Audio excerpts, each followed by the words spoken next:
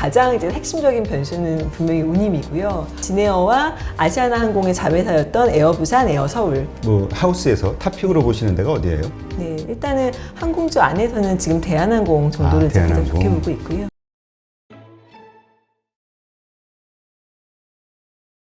오늘 모신 분은요, 유진증권의 박민진 연구위원을 모셨습니다. 안녕하세요. 안녕하세요. 네, 오늘 처음 뵙는데요.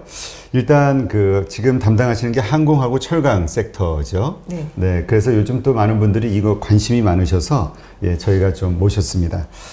일단 항공주 관련해서 먼저 질문을 드리면 지금 이제 그 델타 변이 바이러스인가요? 이러한 걱정들이 좀 나오면서 좀 이렇게 새로운 어떤 그 두려움이 싹트고는 있지만 어쨌든 백신 접종이 좀 빨라지고 있잖아요. 네. 그러면서 이제 우리 콘택트 경제, 경제 재개, 이런 형태의 이야기들이 떠돌면서 이제 여행주, 항공주 이런 것들에 대한 그 기대감이 커지고 있잖아요. 그래서 이미 주가도 좀 올랐었고요. 네네. 그러다 이제 다시 좀 조정받고 있는 것 같은데 어떻습니까?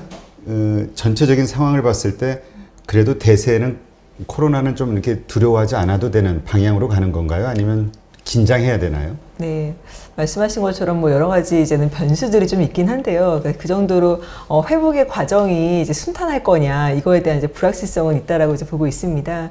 하지만 말씀하셨던 그 백신 접종, 이 접종률이 최근에 굉장히 좀 탄력을 받았어요. 네. 네, 지금 국내 같은 경우에도 30%에 육박을 했죠. 네, 최근에 이제는 6월 들어서 사실 기울기가 가팔라졌던 거고, 이 정도 탄력성이면은 우리도 이제는 조만간 50% 이상도 이제 가능하지 않을까 하고 이제 기대를 하면서 사실 이제 국내 접종률이 높아져야지만 여행 수요에 대한 어떤 회복 기대를 가질 수 있거든요. 그렇죠. 예, 그러다 보니 지금 분명히 여객 수요가 회복할 수 있다라는 그런 기대감 자체가 올라오는 거는 일견 타당한 그런 상황이 아닌가라고 좀 보고 있습니다. 네, 그 증권가 쪽 분들은 그렇게 생각하시더라고요. 그 코로나는 이미 사라진 어떤 테마다. 그러니까 델타 변이 바이러스니 이런 것들이 이렇게 좀 노이즈는 됐겠지만은 네네. 어떤 큰 대세의 어떤 흐름을 바꾸지는 못할 것이다. 네.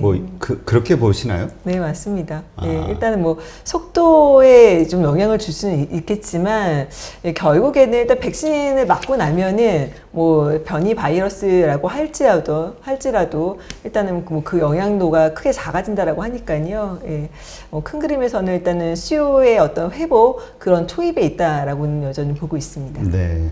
사실 미국 같은 경우는 항공주들이 몇 달 전부터 상당히 좋은 흐름을 보였잖아요.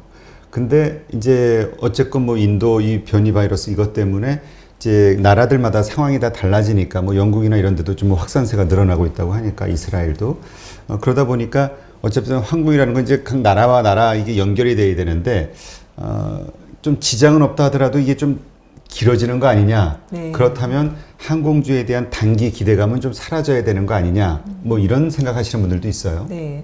그렇지만 지금 사실 주가가 바라보고 있는 건 단기가 아닙니다. 네, 이미 우리는 2023년을 바라보고 있는 그런 상황이었기 때문에 2023년에 여객 수요가 이제 풀리 정상화되는 것, 그 기대에 영향을 주지만 않는다라고 하면은 사실은 주가가 크게 조정받기는 어렵지 않나라고 보고 있어요.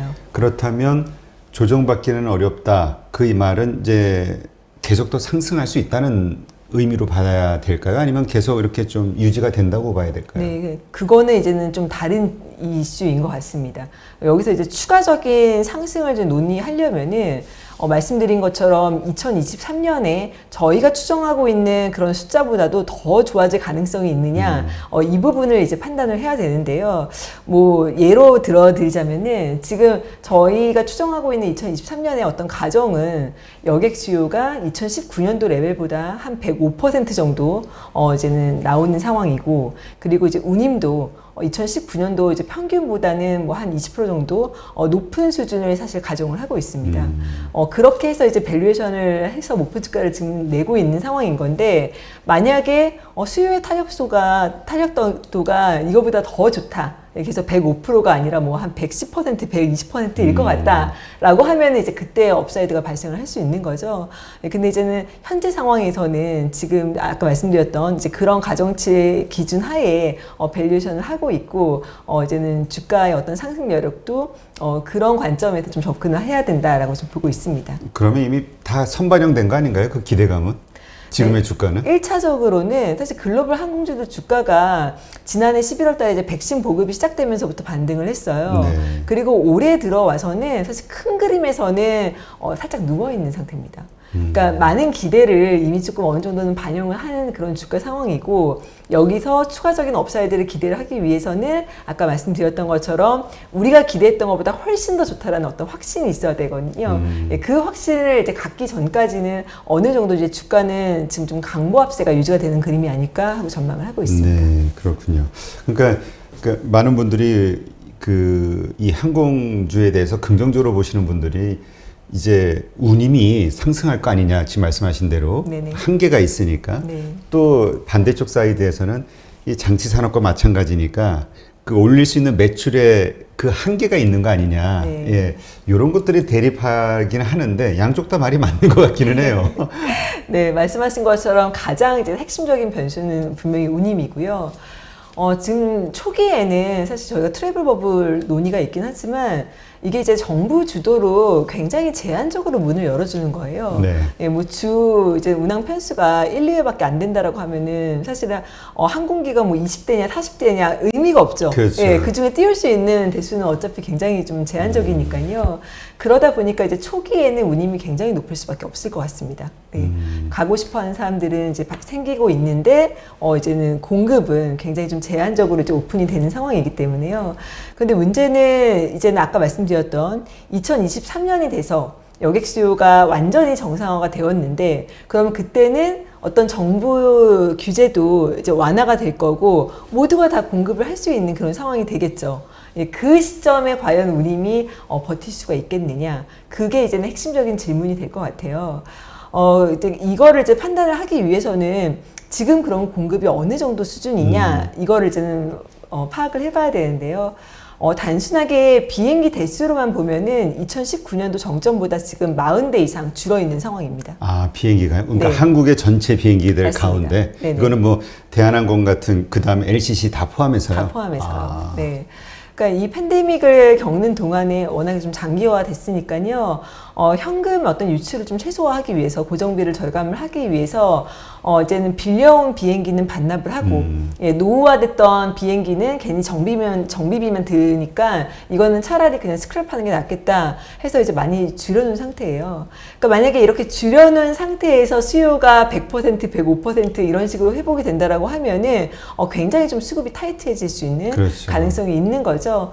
그런데 이제 아까 말씀하셨던 것처럼 이 부분을 이제 보석으로 보시는 분들은 다 이유가 있습니다.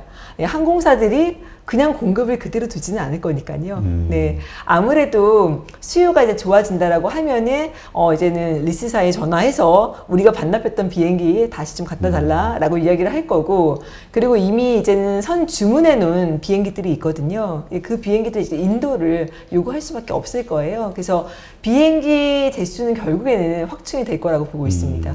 다만 이제 속도가 문제죠. 그렇죠. 그러니까 지금 당장 그러니까 예상에서 한 3개월 후서부터는 필요한데 인도받는 게 뭐 1년 후 이러면은 재미없는 거잖아요. 맞습니다. 근데 이건 그게 뭐 새거 같은 경우에 어차피 일정이 있을 수밖에 없으니까 그렇지만 중고 같은 뭐 말씀하신 리스 같은 거는 금방 가져올 수 있는 건가요? 네, 그게 이게 시차가 그렇게 길지는 않을 것 같아요. 아. 네, 그게 이제 관건이고 뭐 진에어 같이 대한항공으로부터 서브리스하는 업체들 같은 경우에는 정말 랩핑하는데 1개월이면 되거든요. 아, 그래요? 네, 그래서 아주 빨리 가져올 수 있는 업체들도 있을 거고 말씀하신 것처럼 조금 이제는 수개월 걸리는 업체들도 있을 거고 그리고 지금 뭐 이미 제작을 이제 주문을 해놓은 항공사들 같은 경우에는 워낙에 지금 보잉이 재고가 많은 상황이잖아요. 아, 그래요? 예, 갖다 달라고 하면은 이제 빨리 갖다 주고 싶은 거거든요. 주가 잘 오르던데. 네. 네, 그래서 우리가 이제 누릴 수 있는 타이트한 수급을 누릴 수 있는 기간이 그렇게 길지는 않을 수 있다라고 생각을 하고 있습니다. 그러니까 그 수요에 맞춰서 뭐 수요 당장 갑자기 이렇게 되는 건 아니고 그래도 이제 몇 개월 전에는 예상이 가능하니까 네네. 그 전에 어떤 항공사들의 조치에 의해서 공급은 충분히 좀 유지가 될 수 있다. 네, 예. 가능성이 높죠. 근데 결국에는 항공사 플레이어 숫자가 조금 줄어섰으면 더 마음이 좀 편했을 것 같긴 합니다. 주가 측면에서는. 회사. 네, 네. 아, 그렇죠. 근데 사실 코로나 이전서부터 우리가 너무 경쟁이 치열한 거 아니냐. 그래서 이제 결국 몇 군데는 도산하는 거 아니냐 이런 얘기들도 있었잖아요. 네네. 뭐 지금은 더 심해졌을 것 같아요. 뭐 지금 아시아나 참 대한항공하고 좀 어떻게 돼가는 건가요? 네. 일단 아시아나도 무너진 거나 마찬가지니까. 일단은 인수합병 뭐 지금 진행 중에 있는데 현재 상황에서는 조금 딜레이되고 있습니다. 공정위의 이제 기업 결합 심사가 언제 나올 것이냐 이게 이제는 관건인데 지금 분위기상으로는 빨라야 올해 연말 정도가 되지 않을까 싶어요. 그래서 결국에는 인수까지도 조금 시간이 걸릴 거고 완전히 합병하는 데까지는 더 추가적인 시간이 걸릴 거기 때문에 빠르면 3년, 길면 한 4년 정도. 완전 통폐합까지. 시간이 상당히 걸리네요. 네, 그렇게 좀 걸리지 않을까라고 보고 있고요. 그리고 이제는 두 풀서비스 캐리어가 합병을 하게 되면은 그 밑에 있는 이제 LCC들도 3사 통합이 지금 논의가 되고 있죠. 그 부분 역시도 이 풀서비스 캐리어들이 합병하는 일정에 맞춰서 따라가야 되는 거니까요. 같이 조금 시간이 걸릴 수밖에 없을 것 같아요. 그 3사가 어딘가요? 진에어는 뭐 대한항공 쪽인 것 같고요. 네, 진에어와 아시아나항공의 자회사였던 에어부산, 에어서울 이렇게 에어부산, 지금 에어서울. 통합이 논의가 되고 있습니다. 그렇군요. 그렇게 되면 일단 그 업체들도 이렇게 좀 정리가 되긴 하겠는데 그거 가지고도 좀 부족하지 않을까 싶기도 해요. 네, 그 LCC 저가항공사들 지금 총 개수가 어떻게 돼요? 회사들이? 9개가 됐습니다. 9개요. 네. 그러니까 이 팬데믹을 경험을 하면서 사실은 그 누구도 퇴출은 없었잖아요. 그렇죠. 그런데 신규 항공사 3개는 이제는 들어왔습니다. 진입이 있었기 때문에 오히려 팬데믹 이전보다 항공사 수는 지금 조금 많아진 상황이고 그렇기 때문에 앞서 말씀드린 것처럼 이제 통폐합이 조금 진행이 되어야지 이제는 플레이어 수가 조금 줄면서 시장이 좀 안정을 찾지 않을까라고 좀 보고 있습니다. 네. 일단 그 대한항공의 강성 주주분들 이분들이 가지고 있는 기대감은 아시아나까지 통합을 하게 되면 HMM을 봐라. 네네. 대한민국의 단 하나의 그 해외 항공 종합 그 운송 회사로서 HMM처럼 독점적 그 지위를 유지하면서 주가가 엄청나게 오를 수 있다. 이런 기대감을 갖고 있더라고요. 네. 물론 아까 반대편 사이드에서는 무슨 소리냐 장치 산업인데 네. 뭐 그만큼의 수요가 그렇게 되겠느냐. 어떻게 보세요?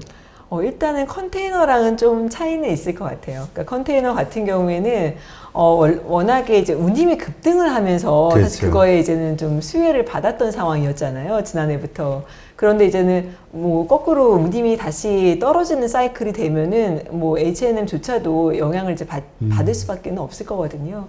마찬가지로 이 항공 산업도 시장이 얼마나 좀 이제는 호황을 누리면서 좋은 여건이 갖춰지느냐에 따라서 이 인수합병이 이렇게 엄청난 효과를 냈네라고 이제는 평가를 받을 수도 있을 거고 그렇지 않을 가능성도 분명히 있다라고는 보고 있습니다. 네. 그러니까 이건 결국 우리만의 문제가 아니라 이제 세계 그 항공사들이 어떻게 유지가 되느냐. 거기도 이제 여러 가지 어려운 것들은 문 닫고 이럴 거 아닙니까? 네네. 이거하고도 연계되겠죠. 그렇죠. 대한항공도 그 외국 그 승객들의 어떤 사용 그 율이 어느 정도 되나요? 네, 지금 딱 잘라서 이제는 외국인의 어떤 사용률 뭐 이런 네. 부분들은 저희가 데이터는 이제는 없는데요.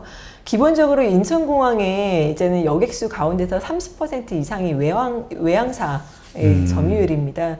그래서 정말 대한항공이 주장하는 것처럼 이 시장이 굉장히 경쟁이 치열하다. 우리만 있는 게 아니다. 아무리 합병을 한다라고 해도 이제는 독점적인 그런 지휘자가 되기는 어렵지 않느냐라는 이야기가 뭐 일정 부분은 타당하다라고 좀 보고 있습니다. 하긴 그렇죠. 우리도 보면은 대한항공 비싸니까 보통 뭐 저 캐나다 갈 때 에어 캐나다 쓰거나 뭐 네. 보통 이러니까 네네. 하긴 대한항공이 한국의 그 독점적인 어떤 그 단 하나의 그 외국 항공사라 하더라도 경쟁될 수 있는 곳은 해외 경쟁사들이 있겠네요. 네네, 맞습니다.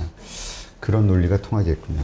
지금 그 저가 항공사들 가운데서 지금 뭐 자본 잠식 된 곳들이 대부분이잖아요. 그래서 이제 뭐 감자, 그다음에 증자, 뭐 이러저런 이야기들이 나오고 있는데 그럼에도 불구하고 지금 그러니까 환경은 되게 안 좋은데 주가는 막 좋단 말이에요. 네. 뭐 어쩔 때는 막 급등하기도 하고 어떻게 봐야 될까요? 네.